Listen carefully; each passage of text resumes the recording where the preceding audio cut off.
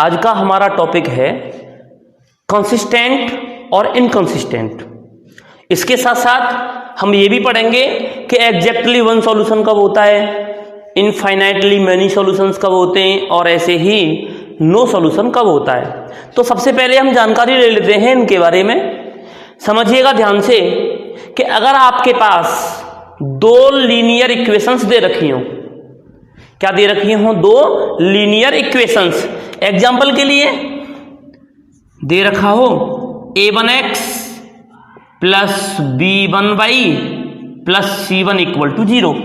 एक इक्वेशन तो ये हो और दूसरी हो a2x प्लस b2y और प्लस c2 इक्वल टू 0। इस तरीके से आपको जब दो इक्वेशन दे रखी हो तो आपको करना क्या होता है, आपको निकालना होता है a1 b1 c1 और a2 b2 c2। अब ये a1 b1 c1 कैसे निकालते हैं, सीधा सीधा।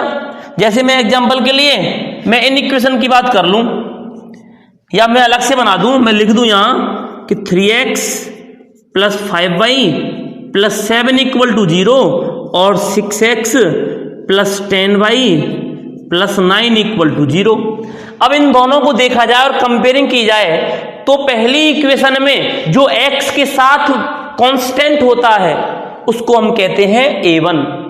क्या होता है, पहली वाली इक्वेशन में जो x के साथ होगा वो होगा a1, जो y के साथ होगा वो होगा b1 और ऐसे ही जो कांस्टेंट होगा वो होगा c1।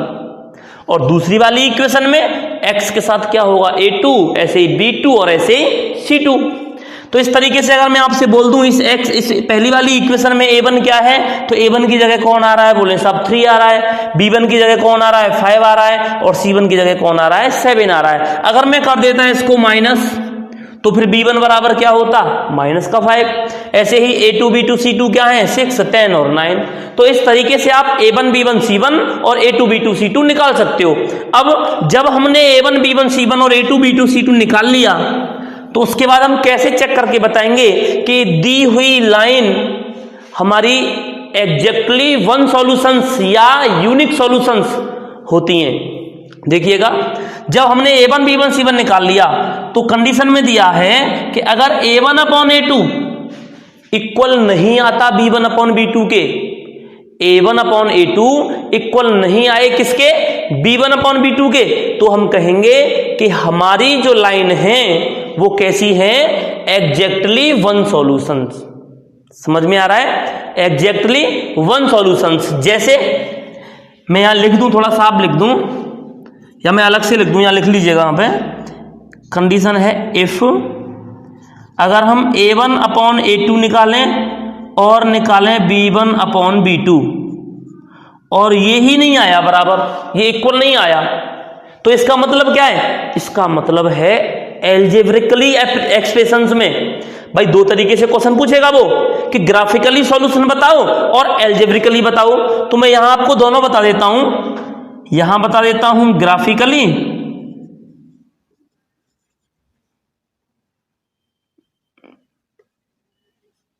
और यहां बता देता हूं एल्जेब्रिकली। ठीक है, तो ग्राफिकली में इसको क्या कहते हैं और एल्जेब्रिकली में, तो एल्जेब्रिकली में हम बोलेंगे बीजगणितीय प्रसार में हम क्या बोलेंगे इसको, exactly one solution. Exactly one solution या फिर यूनिक भी बोल देंगे इसको, यूनिक सॉल्यूशन।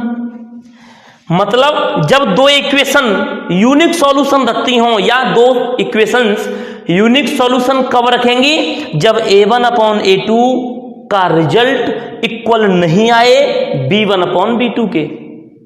मतलब जैसे मैं इसकी बोल दूं कि ये हमारे पास इक्वेशन है, इसको मैंने माइनस कर दिया, इसको मैंने माइनस कर दिया, इक्वल में 0 इक्वल में 0। अब यहां से मैं निकालूं a1 क्या है, तो a1 पहला b1 c1 a2 b2 c2। तो a1 क्या है 3, मैंने निकाला 3 अपॉन कौन है a2 कौन होगा 2। फिर ऐसे ही b1 क्या है माइनस का 2 और ये क्या है 1। हमने देखा क्या ये 3 अपॉन 2 है, ये माइनस 2 अपॉन, क्या बराबर आ रहा है, नहीं आ रहा। अगर ऐसा होता है a1 अपॉन a2 बराबर नहीं आए किसके, b1 अपॉन b2 के, तो उस कंडीशन में उसको हम एल्जेब्रिकली लैंग्वेज में क्या कहेंगे कि equation has exactly one solution या यूनिक सॉल्यूशन, कि इक्वेशन कैसा सॉल्यूशन रखता है, यूनिक सॉल्यूशन। और इसी बात को अगर मैं ग्राफिकली में बोलूं तो मैं लिखूंगा इंटरसेक्टिंग लाइन। इसका मतलब क्या हुआ कि जब आप ग्राफ बनाओगे तो वो ग्राफ हमेशा इंटरसेक्ट करेंगे। जो ग्राफ बनाएंगे, ग्राफ में जो दो लाइन आएंगी हमारी, वो कैसी करेंगी, एक दूसरे को इंटरसेक्ट। कहने का मतलब ये हो गया, इसको मैं लिख दूं पहले, इंटरसेक्टिंग लाइन। इसका मतलब क्या है, जब दो लाइन आएंगी, एक लाइन ऐसे जाएगी और एक लाइन ऐसे जाएगी, तो काटेगी जरूर। अगर दो लाइन काटती हो एक दूसरे को किसी एक पॉइंट पर, तो उस कंडीशन को हम क्या बोलते हैं, इंटरसेक्टिंग लाइन। किस कंडीशन में, ग्राफिकली में। और इसी बात को एल्जेब्रिकली में क्या बोलेंगे, इक्वेशन हैज वन सॉल्यूशन, या एग्जैक्टली वन सॉल्यूशन, या यूनिक सॉल्यूशन। ठीक है, तो हमने किसके लिए जानकारी ली, यूनिक सॉल्यूशन के लिए। अब आता है हमारा इनफाइनाइटली मेनी सॉल्यूशंस। इसका मतलब क्या है, इसका मतलब ये है कि मैं अगर आपसे बोल दूं इफ a1/a2 निकालूं, वो बराबर आ जाए b1/b2 के, और फिर c1/c2 निकालूं, वो भी बराबर आ जाए किसके, b1/b2 के। कहने का मतलब ये है इफ a1/a2 इक्वल टू आ जाए b1/b2 के, और वो भी इक्वल आ जाए c1/c2 के, मतलब तीनों कंडीशंस का रिजल्ट सेम आए, उस कंडीशन को हम क्या बोलेंगे, इनफाइनाइटली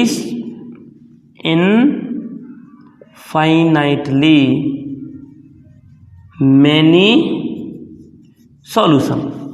एल्जेब्रिकली लैंग्वेज में क्या बोलेंगे इस बात को, जब तीनों कंडीशन इक्वल आए तो इनफाइनाइटली मेनी सॉल्यूशंस, मतलब इक्वेशन कैसा सॉल्यूशन रखेगा, इनफाइनाइट। तो ग्राफिकली लैंग्वेज में इसको क्या कहेंगे, कोइंसिडेंट। अब ये कोइंसिडेंट क्या होता है, जब आप ग्राफ बनाओ, तो मैंने पहली वाली इक्वेशन के लिए ग्राफ बनाया, मान लो उसकी लाइन ये आ गई इन दो पॉइंट्स पर ऐसे, ठीक है। अब मैंने क्या किया, दूसरी वाली इक्वेशन का ग्राफ बनाया, तो दूसरी वाली ग्राफ की लाइन भी इसी लाइन पर आए, पॉइंट भले ही उसके इन दोनों से अलग हो जाएं या उसी पर आ जाएं। मतलब कहने का ये है, जब दो लाइन एक ही लाइन पर हो, एक लाइन और दूसरी, एक लाइन खींच लिया आपने, जैसे ये है, अब दूसरी लाइन हमने बनाई तो वो भी इसी लाइन पर आ जाए, तो उस लाइन को हम कहते हैं कोइंसिडेंटली, कोइंसिडेंट। तो उसको एल्जेब्रिकल लैंग्वेज में क्या कहेंगे, इनफाइनाइट मेनी सॉल्यूशंस। ऐसा इक्वेशन जो एक ही लाइन पर दो लाइन रखता हो, उसको हम क्या बोलेंगे, इनफाइनाइट मेनी सॉल्यूशंस, मतलब उसके इनफाइनाइट सॉल्यूशन होंगे। और ग्राफिकली लैंग्वेज में क्या बोलेंगे, कोइंसिडेंट, कोइंसिडेंटली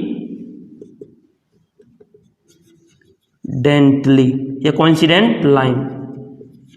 ठीक, ग्राफ में क्या बोलेंगे, कोइंसिडेंट, मतलब दोनों लाइन एक ही लाइन पर हों, उसको हम क्या बोलेंगे, कोइंसिडेंट लाइन या इनफाइनाइट मेनी सॉल्यूशंस। इसके बाद हमारा लास्ट टॉपिक है इसमें कि अगर a1/a2 तो बराबर आ जाए b1/b2 के, लेकिन वो इक्वल नहीं आए किसके, c1/c2 के, तो फिर इस कंडीशन को क्या कहेंगे, तो फिर हम इस कंडीशन को कहेंगे कि इक्वेशन हैज नो सॉल्यूशन। क्या कहेंगे, नो सॉल्यूशन। एल्जेब्रिकल लैंग्वेज में कि इक्वेशन का कोई सॉल्यूशन नहीं होगा। तो ग्राफिकली में क्या बोलेंगे, पैरेलल लाइन। क्या बोलेंगे, पैरेलल लाइन, मतलब जब आप ग्राफ खींचोगे तो दोनों लाइन कैसे जाएंगे, ग्राफ में पैरेलल जाएंगे, ऐसे, जहां एक दूसरे को काटेंगे नहीं वो। तो ऐसी लाइंस को हम क्या बोलते हैं, पैरेलल लाइन, और उसकी एल्जेब्रिकली कंडीशन को हम क्या बोलेंगे, नो सॉल्यूशंस। तो इन तरीकों से हमारी एक्सरसाइज बनी, और एक्सरसाइज में पूछा गया, बताइए इक्वेशन कैसा सॉल्यूशन रखता है, इक्वेशन नो सॉल्यूशन रखता है, या इनफाइनाइटली मेनी सॉल्यूशंस रखता है, या फिर सबसे पहला है यूनिक सॉल्यूशन रखता है। और ऐसे ही ग्राफिकली में पूछ लेगा कि दो लाइन कौन सा सॉल्यूशन रखती हैं, बताइए वो कोइंसिडेंट है या पैरेलल है या इंटरसेक्ट हैं, तो आप आसानी से बता सकते हैं। पहली वाली कंडीशन को क्या बोलते हैं, no solution, sorry unique solution, और इसको ग्राफिकली लैंग्वेज में क्या बोलेंगे, लाइन कैसी है, इंटरसेक्टिंग है। दूसरी वाली कंडीशन को बोलते हैं इनफाइनाइटली मेनी सॉल्यूशंस, और इनफाइनाइटली मेनी सॉल्यूशंस को ग्राफिकली लैंग्वेज में क्या बोलेंगे, कोइंसिडेंट लाइन, और ऐसे ही तीसरा वाला है नो सॉल्यूशन, जिसको बोलते हैं हम ग्राफिकल में पैरेलल लाइन।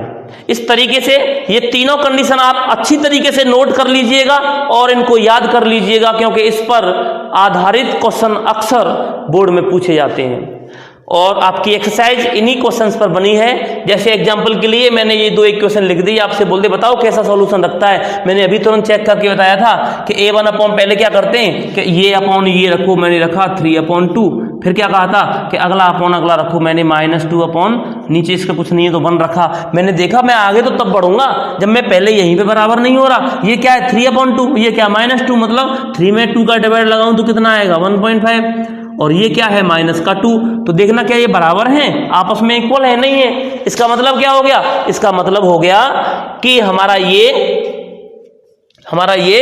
पहली वाली कंडीशन को फॉलो करता है। ठीक, तो इस तरीके से आप कर सकते हैं। अब बात आती है किसकी, कंसिस्टेंट और इनकंसिस्टेंट। अब ये कंसिस्टेंट और इनकंसिस्टेंट क्या होता है, पढ़िएगा जरा। एक consistent of simultaneous linear equations,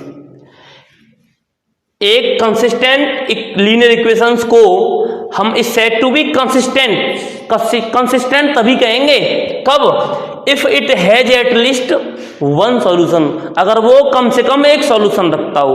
कम से कम एक सॉल्यूशन रखने का मतलब यूनिक सॉल्यूशन रखता हो या फिर इनफाइनाइट बहुत सारे रखता हो। ऐसी कंडीशंस को हम क्या कहेंगे, ऐसी कंडीशंस को कहेंगे कंसिस्टेंट।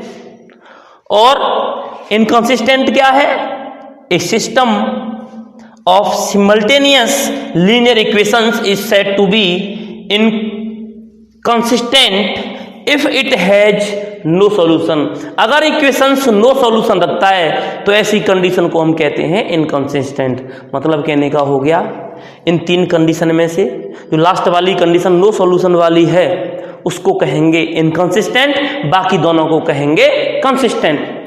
इस टॉपिक, इस कंसेप्ट के ऊपर हमारी एक्सरसाइज की शुरुआत होती है और हम कुछ क्वेश्चन करा के आपको समझाने का प्रयास करते हैं कि इनकी हेल्प से आप किस तरीके से क्वेश्चन सॉल्व कर सकते हो। तब तक के लिए आप इन्हें नोट कीजिए।